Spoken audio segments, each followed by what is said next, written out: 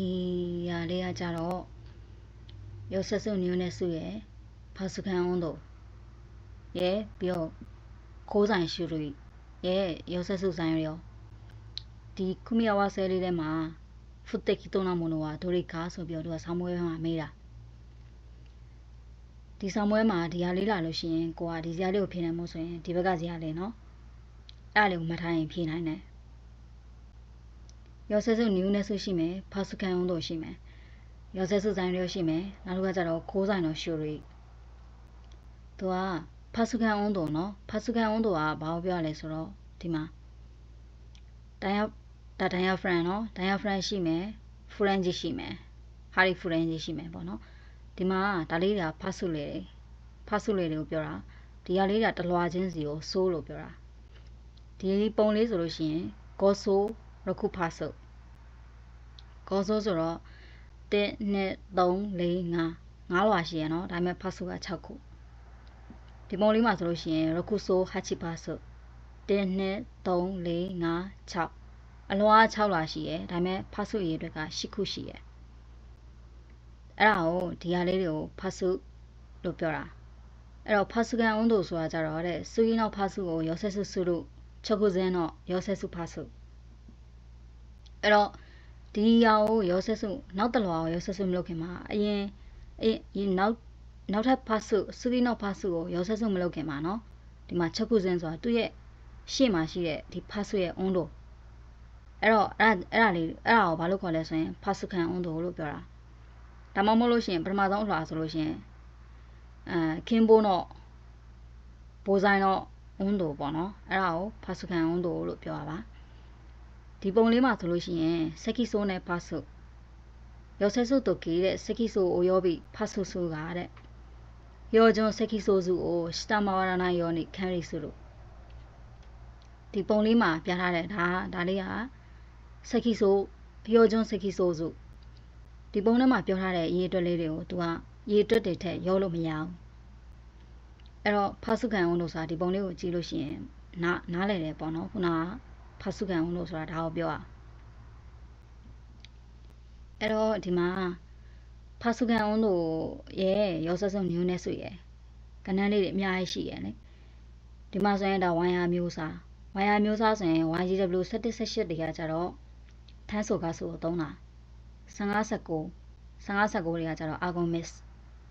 ဂတ်ပါရောနေတာเนาะအဲ့ဒီ gas ကိုသုံးတာပြီးတော့ဒီမှာ400ရှိမယ်490ရှိမယ်490အဲ့တိုင်းလေးကိုဒီရောက်ကဆိုင်နဲ့တွဲပြီးတော့မှတ်ထားပေါ့နော်မှတ်ထားပြီးတော့ဒီကစမီနိခုရောဆက်စုအတွက်မဟုတ်ဘဲနဲ့စုခိယဝါဆေရောဆက်စုအတွက်ပေါ့နော်ဒီဟာဆိုလို့ရှိရင်ဗမာသုံးလဲဆိုတော့ရှိခုချီနော်ဟာရီဖူရန်ဂျီရှိခုချီဖူရန်ဂျီနော်ဟာရီရှိခုချီဖူရန်ဂျီမှာသုံးတာဒါလေးကဆိုလို့ရှိရင်ဒီဒိုင်ယောဖရန်ရှိခုချီတွေမှာနော်ဒီဇိုင်းရှိစုတွေကနောက်တစ်ခါကျတော့ဒါလေးကဘီရှီယာတို့နီကျူကောဒါလေးဆိုလို့ရှိရင် BCP ဆန်နီကောပေါ့နော်အဲ့ဒီမှာသုံးတာအဲ့တော့ဒါလေးကိုမှတ်မယ်ဆိုလို့ရှိရင်433နဲ့ဆုံးပြီးတော့ဒီမှာ3နဲ့ပြန်စားရပါတော့342နောက်က50တွေပဲအဲ့တော့ဒီနောက်မှာဒီနှစ်ခုစလုံး IKA လို့ပြောထားတဲ့အတွက်ဒီကဏ္ဍလေးတွေကိုကြော်လို့မရဘူးအဲ့တော့ဒီပုံမှာဆိုလို့ရှိရင်ဒီကူမီယာဝါဆဲမှာမတုံးမဖူတက်ခီတုံးတော့မလို့ဆိုလို့ရှိရင်ဘယ်ရလဲဆိုတော့ဒီကမှာစမ်းပန်ကဘာလို့လွဲနေရလဲဆိုတော့400 နျူတန်ပါမီလီမီတာစကွဲကျူကိုနော်အဲ့ဒီမှာဆိုလို့ရှိရင်400ကဒီမှာ2ခုရှိရယ်2ခုမှာသူက YGW 18လို့ပြောတာ YGW 18ဆိုတော့ဒီမှာ row 2ခုရှိရယ်နော် YGW 18ဒီမှာအဲ့ဒီ row 2ခုရှိရယ်ဟာမှာနောက်ထပ်ဘာကိုကြည့်လဲဆိုတော့ဖာစုခံအွန်းတို့ကယွန်းနီကောဒါပေမဲ့ဒီမှာကျတော့ယွန်းရခုကောကျိုဣကဒါကြတော့စံပြခုကောကျိုဣကအဲ့တော့ဒီကမဟုတ်တော့ဘူးဒီဟာကိုကြည့်ရမှာယွန်းရခုကောကျိုဣကချင်းနေမှာသူ့ရဲ့ရောဆက်စုံမျိုးနဲ့ဆိုတာဘယ်လောက်ပဲရှိရမလဲဆိုရင်စံကျူဣကကီလိုဂျိုးပါစင်တီမီတာဣကနော်အဲ့ဒါပဲရှိရမယ်လို့ပြောတဲ့ချင်းနေမှာဒီမှာစံကျူနေဖြစ်နေတာ အားကြောင့်မလို့စမ်းပန်းကဒီဟာဆိုလို့ရှိရင်ဖူတက်ခီတိုပေါ့နော်ဒါဒီမေကွန်းရဲ့ဒီပုတ်စာရဲ့အဖြစ်ဆိုလို့ရှိရင်စမ်းပန်းကိုရေးရမှာကျန်တဲ့ဥစ္စာတွေကိုကြည့်မယ်ဆိုလို့ရှိရင်ဒီမှာရုံးရခု Q နော် Newton per millimeter square Q ကိုအဲ့ဒါကိုကြည့်မယ်ဆိုလဲဒီမှာရုံးရခု Q က2ခုရှိရယ်2ခုရှိတဲ့အချိန်ဒီမှာသူက YGW 18ဒီမှာ YGW 18နော်ရုံးရခု Q မှာ YGW 18 YGW 18ရှိရဲ့အခါမှာသူက NQ နာနာလို့ပြောထားပါစုခံဝန်တို့က NQ နာနာနော် NQ နာနာဆိုတဲ့အတွက်ဒါမဟုတ်တော့ဘူးဒီမှာစံပြခုကောကျိုဤကားဆိုတော့ဒီဇာတ်ထဲမှာဒီຢာလေးဖြစ်သွားပြီနော်အဲ့ဒါမှာသူကယွန်းကျူကီလိုဂျိုးပါစင်တီမီတာဤကားဆိုတော့ဒီအဖြစ်လေးကမှန်တယ်ကျန်တဲ့ယွန်းပန်းလည်းမှန်တယ်နီပန်းလည်းမှန်တယ်အချီပန်းလည်းမှန်တယ်ဒီမှာအချီပန်းဆိုလည်းအတိုင်းပဲယွန်းရခုလို့ပြောထားတဲ့အတွက်ယွန်းရခုဆိုရင်2ခုကြည့်ရမှာ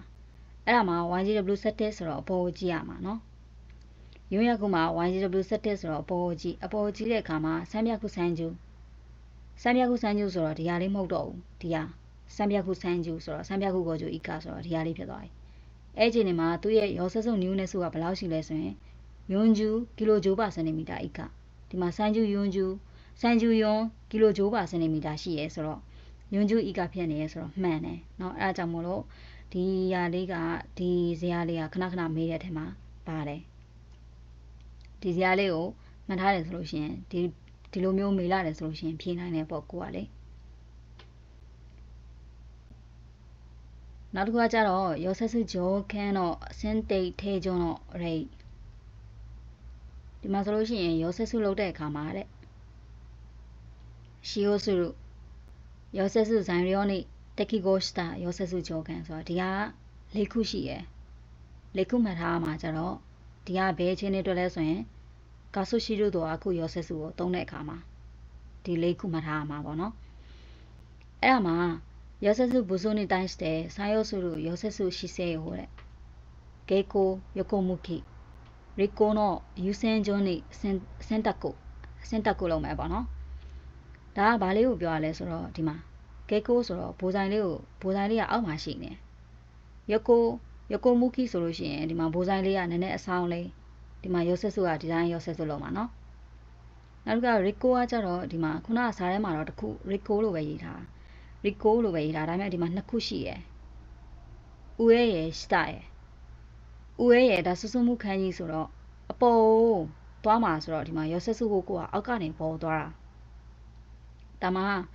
စတာခန်းကြီးရယ်စွစွမှုခန်းကြီးရယ်ဆိုတာအပေါ်ကနေအောက်ကိုဒီမှာရောဆက်စုကိုကမြားလေးလေးပြထားရနော်ခုနကအဲ့ဒါပထမဆုံးလောက်ရမယ့်ဥစ္စာကကာဆုရှိလို့အခုရောဆက်စုကိုသုံးမယ်ဆိုလို့ရှိရင်ဒီပေါ့နော်ပထမအဆုံးဒီယူစင်ဂျွန်းလို့ပြောထားတဲ့အတွက်ဒီဟာဦးစားပေးပထမပေါ့နော်ဒုတိယတတိယဒါပထမဆုံးရောဆက်စုရှိစေကိုရေးရမယ်ပေါ့နော်ဒီဟာလေးကိုပြောတာအခုနဒီပုံလေးနံပါတ်2ကကြတော့ရောဆက်စုဝိုင်ရခဲတဲ့အခုဒင်ဟာစုရောဆက်စုဒင်ရီယိုပြီးတော့ရောဆက်စုစကူတို့နောက်တစ်ခုကကြတော့ရှိရုဆိုဂါစုရီယိုအိုတဲ့ရောဆက်စုမိုင်းနဲ့စင်တိတ်ရှိဆိုတော့9ခုเนาะဝါယာဆိုင်ရယ်ဝါယာခဲပေါ့နော်ဝါယာဆိုင်ရှိမယ်ဘိုးဒိတ်ရှိမယ် current ရှိမယ်เนาะ welding current ရှိမယ် welding speed ရှိမယ်နောက်တစ်ခုကကြတော့ gas flow rate အဲ့ဒါကိုရောဆက်စုမလုပ်ခင်မှာရွေးထားရမယ်ပေါ့နော်အဲ့လိုရွေးထားပြီးလို့ရှိရင်ဘာလုပ်ရမလဲဆိုတော့ရောဆက်စုနျူးနဲ့စုတော့ carry ချီကိုမန်းဆိုကိုစုလို့ကောက်ခက်ခုနေရောဆက်စုနျူးနဲ့စုနဲ့ပတ်သက်ပြီးတော့သူကနောက်ထပ်တိုက်တဲ့တစ်ခုပေါ့နော်ရှိတယ်ပေါ့နော်တေချာရှင်းပြထားတာအဲ့ဒါကိုအဲ့ဒီ carry ချီကိုမန်းစုကိုဖြစ်မဖြစ်ပထမအခုရေးထားတဲ့ဟာအဲ့ဒါကိုစစ်ပေးရမယ်နောက်တစ်ခုစမ်းပန်းကကြတော့ဝိုင်ယာတဲ့စကိတရှိနာဂါဆာဝိုင်ယာ extension length ကိုပြောတာဝေဘိန်ကုဟာဘနောက်တစ်ခုကကြတော့ရောဆက်စုစကူတို့ရဲ့စကိဆိုးဟိုလေယော်ရီမတ်တက်အဲ့ဒါတွေကို carry လုပ်ရမယ်နော်ဒီဝါယာစကိတရှိနာဂါဆာဘယ်ဟာပြောရလဲဆိုတော့ဒီမှာပုံလေးနဲ့မြင်အောင်လို့ဒါပုံလေးကိုထည့်ထားတာဒါဆိုလို့ရှိရင်ဝေဘန်ကုဟာဘဆိုတာဒီနေရာလေးကိုပြောတာပေါ့နော်မြားလေးနဲ့ဝါယာစကိတရှိနာဂါဆာဆိုတာဒီမှာမြားလေးနဲ့ဝါယာစကိတရှိနာဂါဆာပေါ့နော်ဒီနေရာလေးကဒါကပုံလေးနဲ့ကဒီတိုင်းဒါကတကယ်လက်တွေ့မှာပေါ့နော်လက်တွေ့မှာဒီနေရာလေးမြားဖြူလေးနဲ့ ရှိတယ်အဲ့ဒါဝေဘင်းကူပေါ့နော်အဲ့ဒါဝေဘင်းကူဆိုတာအဲ့နေရာလေးကိုခေါ်တာပါပြီးတော့ခုနကစက်ကီဆိုဟိုဆိုတာခုနကလေယာလေးတွေကိုပြောတာပေါ့နော်ဒါဒီဟာနဲ့အတူတူပဲရောဆက်စုစုခုလို့ဆိုတော့ reading speed ပေါ့နော်စမ်းပန်းမဲမှာလည်းကြည့်ရမယ်သူကယုံမန်းကကြတော့ခခုပစုရောဆက်စုခိုင်းရှိသူကြီးတဲ့အဲ့ဒီဖဆုတစ်ခုပြီးတစ်ခုပေါ့နော်ရောဆက်စုကိုလုံးမဲ့အချိန်မှာပေါ့နော်ခိုင်းရှိဆိုတာစားတဲ့အချိန်မှာတဲ့ခိုးဆိုင်တော်အုံးတို့ကိုစကုတေးရှိတိုင်းတာရမယ်ပေါ့နော်ဒီခိုးဆိုင်ရဲ့အုံးတို့ကိုလည်းတိုင်းတာရမယ်တဲ့ပြီးတော့ဖဆုခန်းအုံးတို့ကိုခန်းရိဖဆုခန်းအုံးတို့ဆိုတာခုနဖဆုလေးတွေတစ်ခုနဲ့တစ်ခုအခြားပေါ့နော်ပထမတစ်ခုပြီးသွားရင်ဒုတိယတစ်ခုကိုရောဆက်စုမလုပ်ခင်မှာပထမတစ်ခုရဲ့အုံးတို့ကိုကြည့်ရမယ်နောက်တစ်ခါကျတော့တတိယတစ်ခုရောဆက်စုမလုပ်ခင်မှာဒုတိယတစ်ခုရဲ့ဖဆုလေးရဲ့အုံးတို့ကိုကြည့်ရမယ်အဲ့ဒါကိုဘာလို့ခေါ်လဲဆိုလို့ရှိရင်ဖဆုခန်းအုံးတို့ကိုခန်းရိလောက်တာပေါ့နော်အဲ့တော့ဒါလေးကလည်းခဏခဏမေးတဲ့အထက်မှာပါတယ်ပြီးတော့ခုနကဒီစာလေးတွေကိုခုနဒီပုံလေးနဲ့ကြည့်မယ်ဆိုလို့ရှိရင်မှတ်ရတာလွယ်တယ်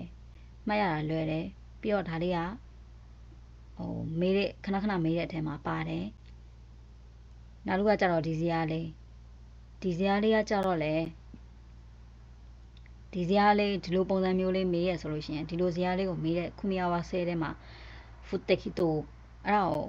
ဒီလိုဇာတ်လေးမေးလာတဲ့အခါမှာဖြေနိုင်မှုအတွက်ဆိုလို့ရှိရင်ဒီဇာတ်လေးကိုချက်ထားမှာပေါ့နော်ခုနကပြောတဲ့အတိုင်း433ဒီမှာ3နဲ့ပြန်စားတယ်34နဲ့3နဲ့3နဲ့အဲ့ဒါလေးမှတ်ထားမယ်ဆိုလို့ရှိရင်ဒါမှတ်ရတာလွယ်တယ်ပေါ့နော်